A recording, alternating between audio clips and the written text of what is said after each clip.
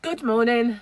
Welcome to SlimChat. If I look a bit flushed, it's because I seem to have picked up a bit of a cold. I'm hoping it's all it is, a cold. And so yesterday, I'm sorry I didn't do a SlimChat, but I had the hospital appointment, and I should have mentioned how early in the morning the appointment was, and I didn't. So I did put up a post anyway. But yeah, I had the hospital appointment with the ENTs, which is a throat doctor, because, you know, back in the day when all this sort of business happened, it started as a sore throat that wouldn't go away. And then I had tonsil stones, and because I took a photo of those, it got me the appointment with the ENTs. But they said it's a lump, will be seen by maxillofacial. So they looked first, then the ENTs looked, then they decided they didn't like the tongue sore that they missed in the first place, so it sent me back. This is how it all started, and I ended up being diagnosed with oral cancer. Anyway, sore throat remained and stayed for a very long time. I got prescribed Gaviscon and Lanzaprozoles, which cause sore throat, so I stopped taking them. And so now in there I still have all this scar tissue, but it's not red and it doesn't hurt. Well, it might today, but it might change now, but that'll be because of a virus. So anyway, he looked and he said, no, I'm quite happy that you don't have anything now, whatever virus you have had in the past, whether it's the coronavirus or tonsillitis, has left you with all this scar tissue, but we don't need to do anything. We don't need an operation or anything. And when he last saw me, I didn't just have tonsillitis, I had pharyngitis, so it was all over my throat, which is why he left it and thought it might be acid reflux, like silent reflux. So anyway, he discharged me, which is brilliant news. So if you haven't already, don't forget to hit the subscribe button on the notification bell. So one of these sites. Oh, you are under my spell. You are going to subscribe and hit the bell.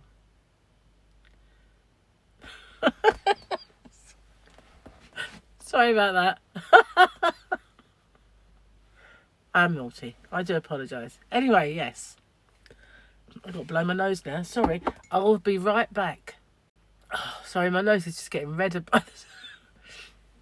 You know, when I was young, I could sniff that and it wouldn't bother me, doing all that. But now, if I've got a little tiny bit in my nose, I have to blow it, because otherwise I just feel ill.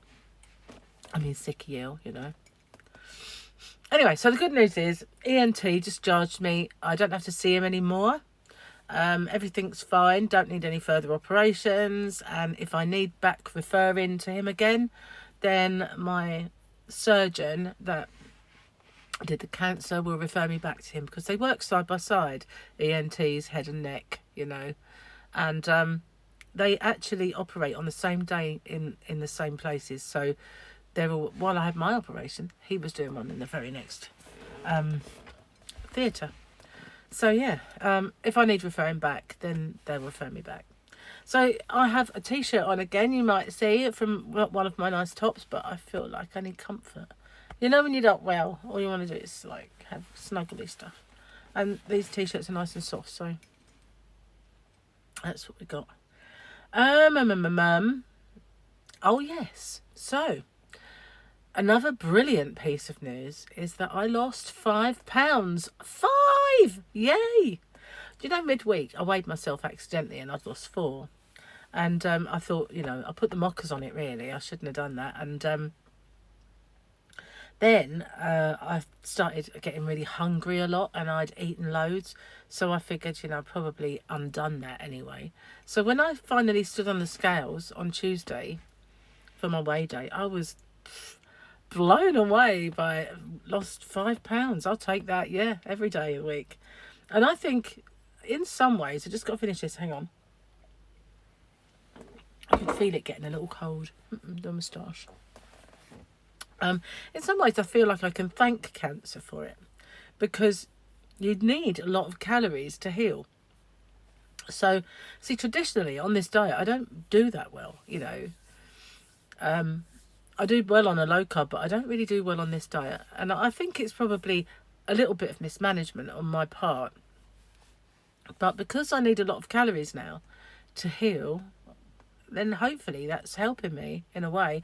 Because it's not too bad that I'm eating healthy stuff, you know. I'm eating nutritious food, so it's not like I'm hampering my recovery now. But it's helping me lose some weight, I think, because my metabolism is higher because of it. That, or the fact that I'm not resorting to sweet foods. I've not had one.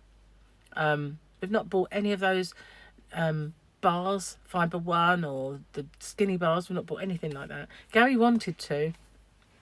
Only recently, I've been trying to steer him away from them, but in the end I said, look, if you want something, just buy a 2-finger Kit Kat, take them to work, because A, it's better chocolate, you know, it's the chocolate we know and love, and B, you know, you might as well, it's only 1 point or sin more, and it can have 10 more than I can, so, but I've not had any, and I think it's actually done me a favour, because it's making this diet work better.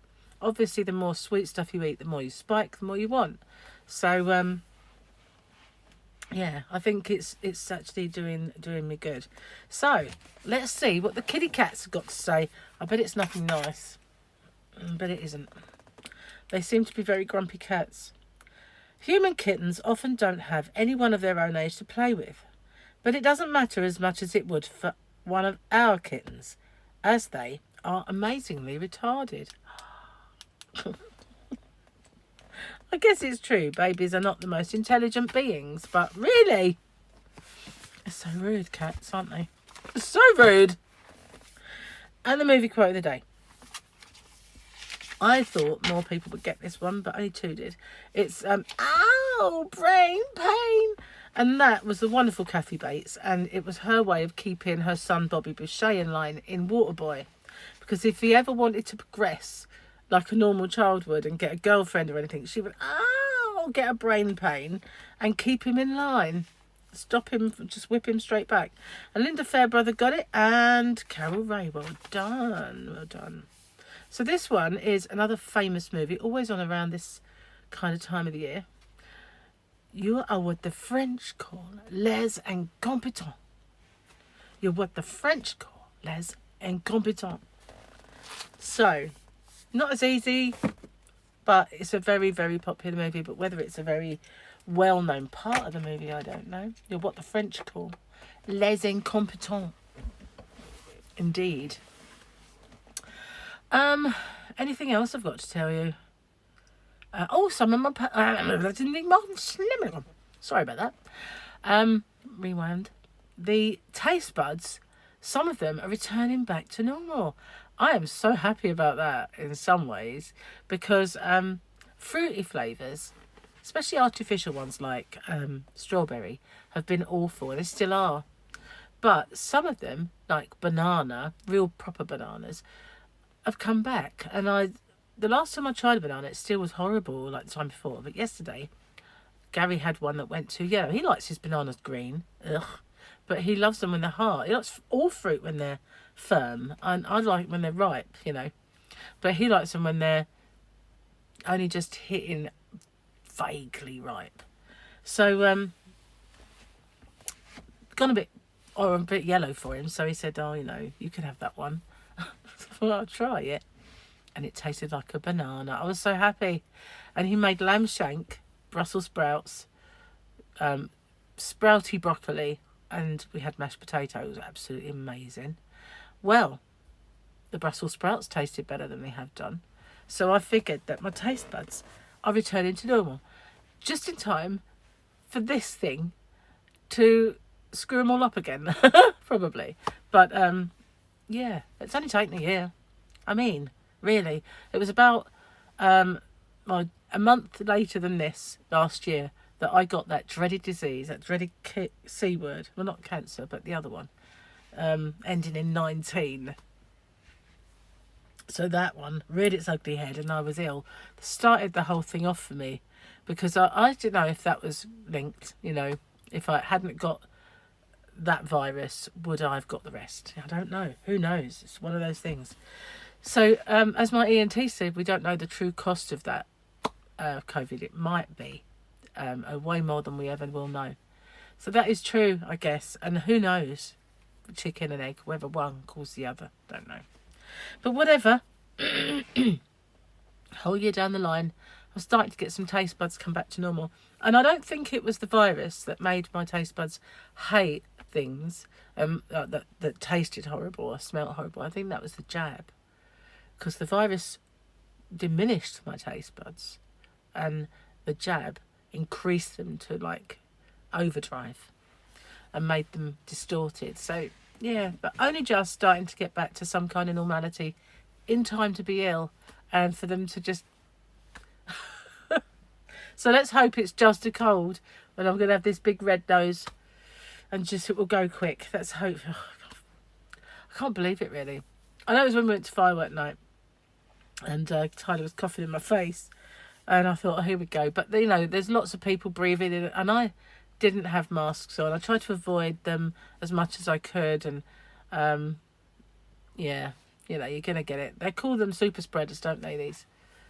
These things, and the only way to not get it is to avoid all that stuff. And we went, and I've caught something. Let's hope it's not another variant, and it's just a normal cold.